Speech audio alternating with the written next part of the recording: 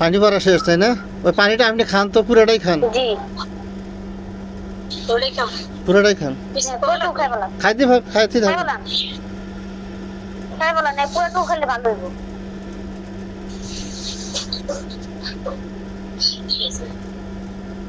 পূর্বা দেখো এই বমির মাধ্যমে বাই করে দাও। ওনারে ঝাইরাও দিছে।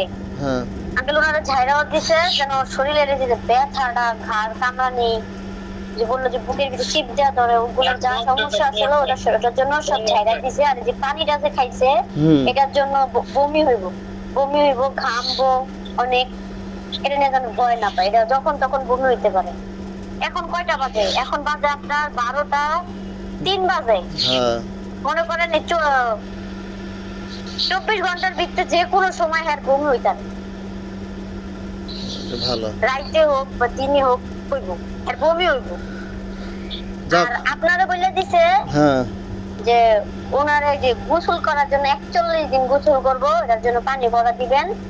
আর হচ্ছে যে ডাব আছে না, ডাবের পানি,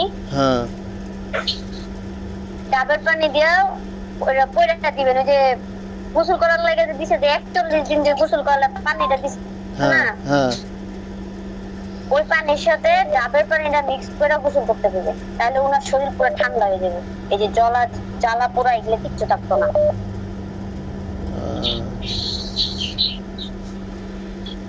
আচ্ছা আচ্ছা। আর লবণটা দিবেন আঙ্কেল, লবণ খাওয়ার জন্য লবণটা দিবেন। এই কয়টা জিনিস দিলেই হইব। আচ্ছা ঠিক আছে। আর এটাও দিলে ভালো হইব। যে আরেকটা কথা হচ্ছে তেল আছে না, তেল করে দিতে বলছে। সরিষার তেল? হ্যাঁ সরিষার তেল। হ্যাঁ গরম লাগুক বা যাই লাগুক, এটা শরীরে দিলে মানে 2 কানে, নাকে, চোখে এগুলা একটু খায়া ফেলাইলো, ওটা ভালো হইব খাইলে। আচ্ছা আচ্ছা, আমি ওগুলো যা করা লাগে করে আবার একটু মাথায় ডরের জন্য তো অনেক কিছু, ডরের জন্য কেউ আচ্ছা, ওটার জন্য কিছু হইব না, ওটার জন্য কিছু হইব না। ওনার একটা জিনিস খালি করতে করবেন, নামাজটা পড়তে করবেন, দেখবেন যে সব ক্লিয়ার। নামাজটা যদি পড়ে একবার সব ক্লিয়ার। আপনি এক সপ্তাহ নামাজ কাজা দেবেন না। শরীর খারাপ হয়েছে, অজু করে নেবেন, চেষ্টা করেন পাক থাকার জন্য। 7 দিন বিশেষ করে ফজরের নামাজটা মিস দেবেন না। ওই সময় একটা মহিলা যাবে আপনার কাছে, মানে মহিলা জিন যাবে, আপনাকে ঝাড়ফুঁক করবে। প্রভা তুমি 7 দিন ঝাড়ফুঁক করিও। কোন সময় পাবে উনি সময়? আমি বলি যাইবো, কিন্তু ওই যে শুনেন, ফজরের সময় যাইবো। আর কখন যাচ্ছে? আর এশারের সময় যাইবো।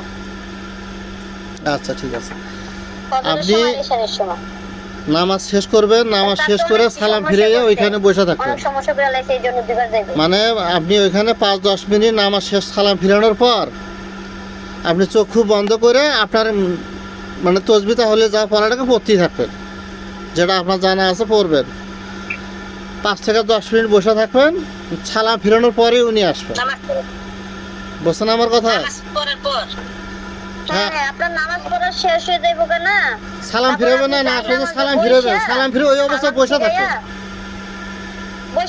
ওই অবস্থায় চোখ বন্ধ করে আপনি বসে থাকবেন 5 থেকে 10 মিনিট। মানে সালাম ফিরানোর সাথে সাথে এসে উপস্থিত হবে আপনার কাছে। আপনার শরীরে আসবে না, কিন্তু ও কিন্তু আপনার শরীরে প্রবেশ করবে না, আপনার সামনে এসে আপনাকে ঝাড়ফুঁক করবে। বুঝছেন আমার কথা?